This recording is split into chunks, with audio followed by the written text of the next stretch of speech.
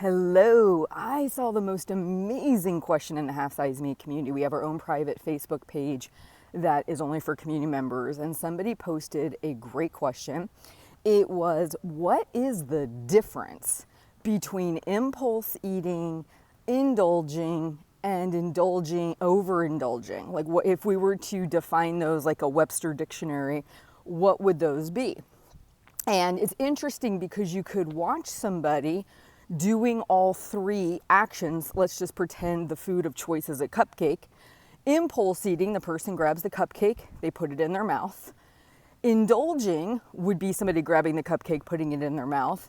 And somebody overindulging would probably be somebody eating the first cupcake and maybe then having a little bit more, right? But when we stand back and watch these three people in these three scenarios, they all look identical with the outcome. So then you say, well, what's the big deal, Heather? Like, why are we splitting hairs? And what I have learned with weight loss, with self-improvement, it all comes down to your mindset and your intentions. Most of us who have been on the yo-yo diet path, on-off diets, following other people's rules, we don't do things super intentionally. Like, we don't really think about our core values, our core principles, what's important to us. We don't look at the problem holistically. We look at it in little sections. And so to us, that all looks the same. It's the same outcome, so thus it's the same thing. It's not a big deal. But it's a huge deal, and here's why. Impulse eating is when you had no plan to eat that food. You had your day planned out, you knew what you were going to eat, maybe you had a cupcake later in the week that you were going to have, but someone brought it in, and instead of choosing to say, no honey, today you didn't have a cupcake planned, you have one planned for Friday, we're going to pass on this one, or if you're going to have this one, you're going to box it up, take it home, and replace your treat tonight, aka delayed gratification. Impulse spending is what puts you in debt. Impulse eating is what puts extra weight on your body over time, because this is not food you intended to eat.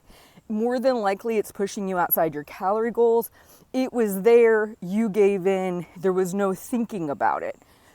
A indulgence, if I knew Friday was my indulgence day, Friday was the day I was absolutely going to go have pizza with my friends, maybe have a beer, maybe go to the cupcake shop, that is totally different. Because there is planning involved. There is pre-thinking. It's in line with your goals because you've been listening to me since 2012 and you know my feeling on treats. They must be included.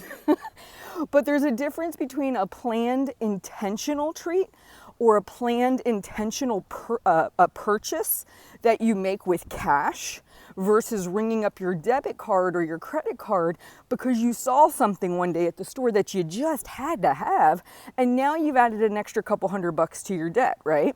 So it's the same idea. You planning for a treat, having the treat like a civilized human being, sitting down, eating it off of a plate, that's a thing of beauty right there. I mean, that's really a nice situation.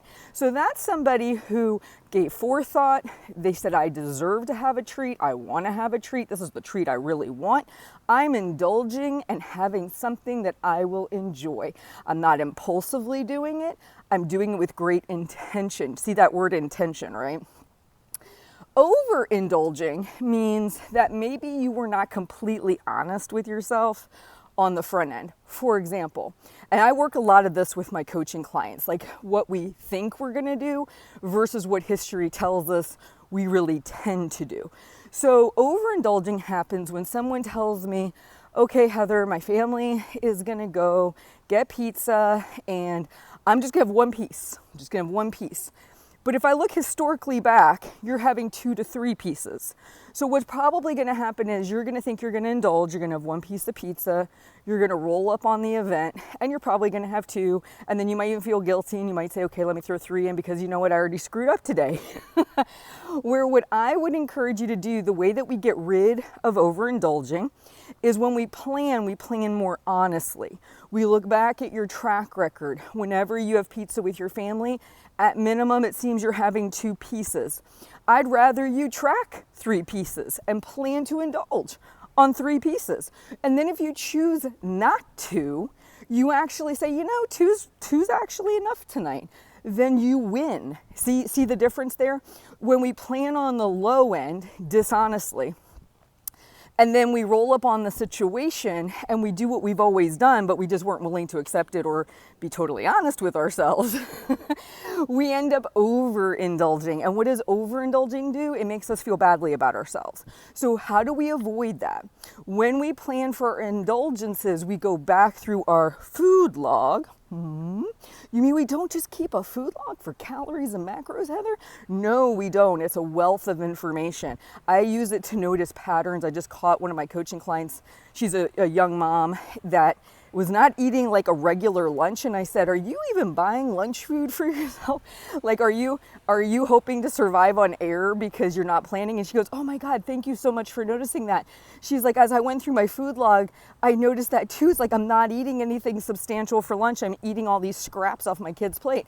I use people's food logs to see their eating behaviors, their eating patterns. So if you were somebody who wants to indulge on pizza or cupcakes or ice cream, I would want to go back through a food log when you were being totally honest with what your behaviors normally are, and I would help you become more aware of your patterns and to actually pre-track your indulgences with honesty. So then we cut down on overindulging. Overindulging is going to happen from time to time. It's a reality. It's a part of it. As you're learning about yourself, it's going to happen. But what you're trying to do is minimize it. And what you're trying to do is feel like you're winning at this versus losing at this. Winning at this is pre-tracking the 3 slices of pizza, maybe having 2, getting to delete 1. That's a good feeling, by the way. Whereas you pre-track 1, you end up having 3. Adding on 2 more makes you feel kind of defeated. So when I coach people, I want them to win. How do you get them to win? You be honest, you become self-aware, you always go for the highest calorie, highest point, highest amount that somebody could potentially eat. So that way they can deduct versus add. That's how you do it. So to sum it up, we really want to avoid the most out of these 3: impulsive eating.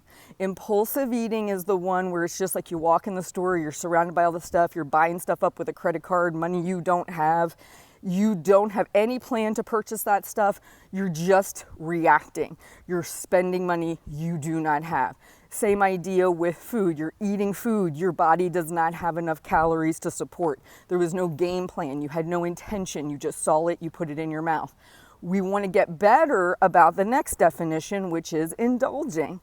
Indulging should be part of your process. It might be when you're taking a deficit, 1 day a week, you actually really indulge and enjoy something.